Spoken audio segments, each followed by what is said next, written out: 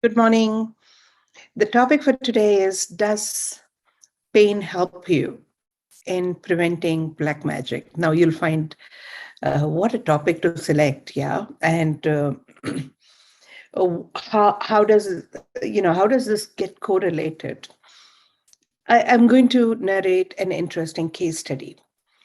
It has been a few years back. A very handsome-looking young boy came to me for a session with the pain in the shoulder. And apparently, it was some injury while doing the gym workout. And that injury couldn't be healed. And he was scheduled to go for surgery abroad. And I kept checking what's happening. He seemed to be pretty resistant. Normally, pains get relieved with emotional work very, very fast. And I thought I'm good at it. And he was not really getting helped. So one session went and nothing happened. And I was kind of little intrigued.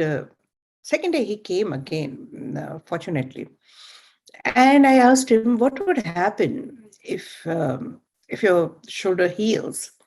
He said, then I will be fit enough to go for the gym once again. And then say, what would happen if you go to the gym? He said, I'll look much more fit. Then what would happen?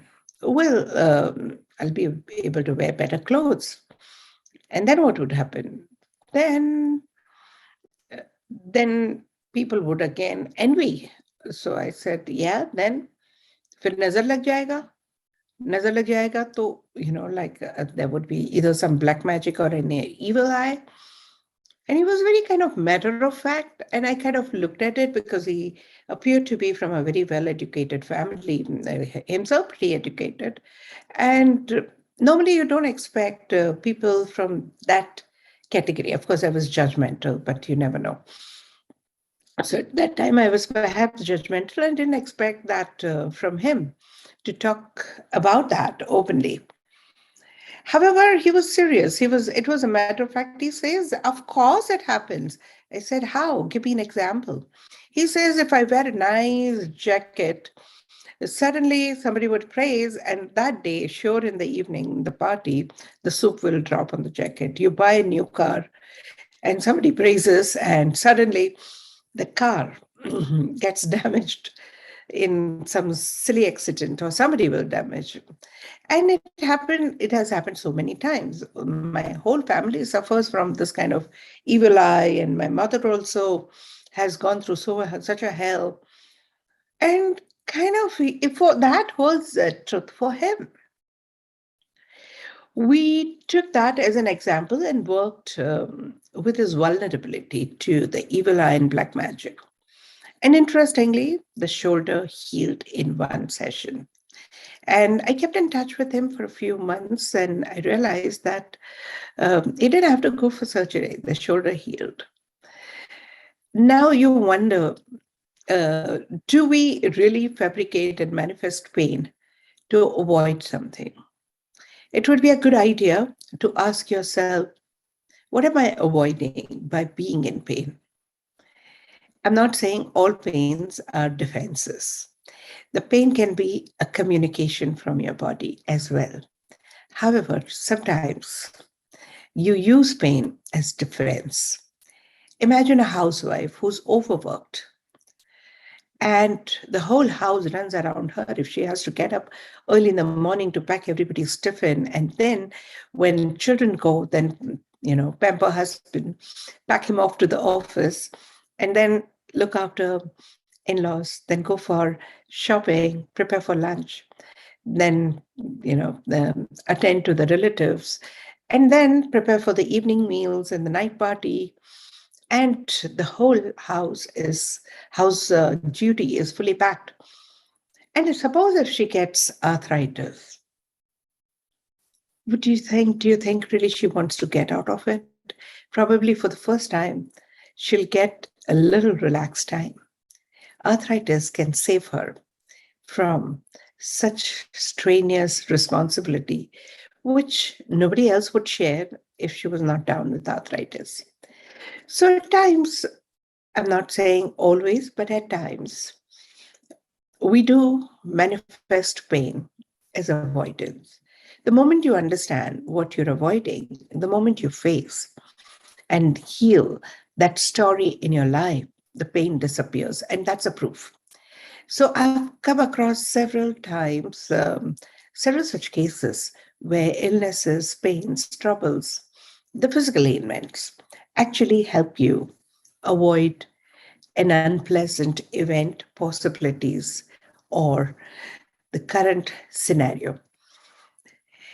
Well, it all happens at the subconscious level. So most of the people are not even aware that how they are avoiding their their current scenario through aches and pains.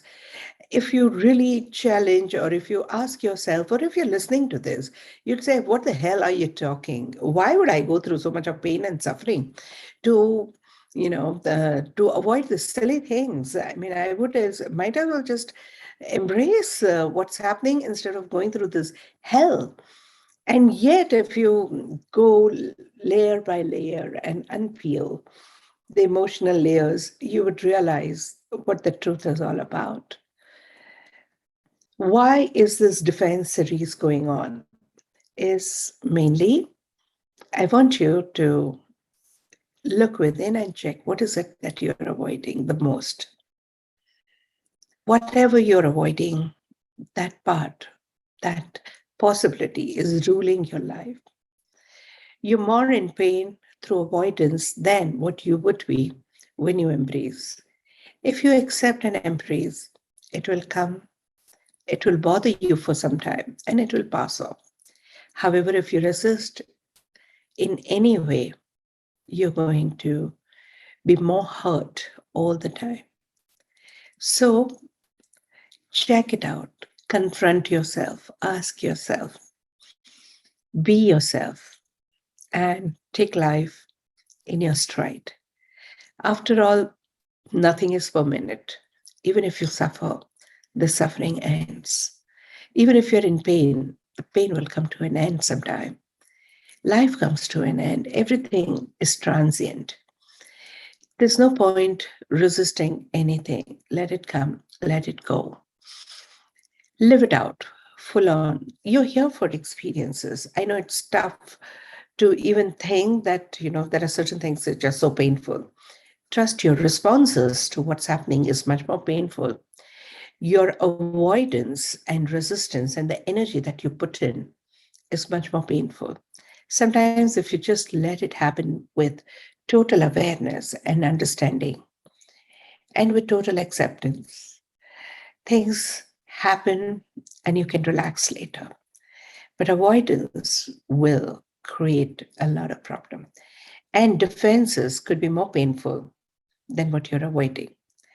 So think on those lines and check with yourself, how prepared are you to go through various experiences of life? Because from the soul point of view, nothing is good, nothing is bad. Everything is okay the way it is. It's we humans, we judge, we think that what is good, what is bad, what is right, what is wrong, what is needed, what is not needed. And we try and get the best and avoid the rest. It's okay to avoid. Make sure it's no longer painful for you to avoid. And if it is more painful to avoid, might as well let it come, let it pass. That's a message. Have a great day. Thank you. Atman, Hmm? developing of freckles, though it happens with age, or Huh. the vitiligo, the skin issues that develop over a period of time, are they also defenses? I'm not saying everything is always defenses. You have to check from person to person. Like, for example, I've worked with a lot of women who are overweight. And many of them, they are scared of looking very beautiful. Because if they're very beautiful, they they are vulnerable. They've been molested in the childhood or raped in the childhood for being very beautiful. They've been targeted for being beautiful. So it's best not to look beautiful in a conventional way. And they gain weight, and gain weight, especially after the molestation. So, in subconsciously, they feel that they are very vulnerable. So, it's better to look out of shape. Sometimes developing freckles, which happens often during menopause, is a feeling that I'm no longer a beautiful woman, and the body responds to that thought. Anything else? Thank you, Atman. But I'm not saying that everybody who develops freckle has this thought. Okay, it's a case to case. You have to check it out, right? And not everybody who's obese are protecting, but many of them are protecting something, especially if the obesity is not right from birth and it all of a sudden starts. Then check it out. What is it that you are protecting by adding extra layers? Atman, you used a very beautiful word called develops. You said Develop. it, yeah. So, Yeah. yeah. Yeah, so it does. So when it develops, okay, what I mean is there are some people who are genetically slightly overweight, and it's part of their system. That's how they are.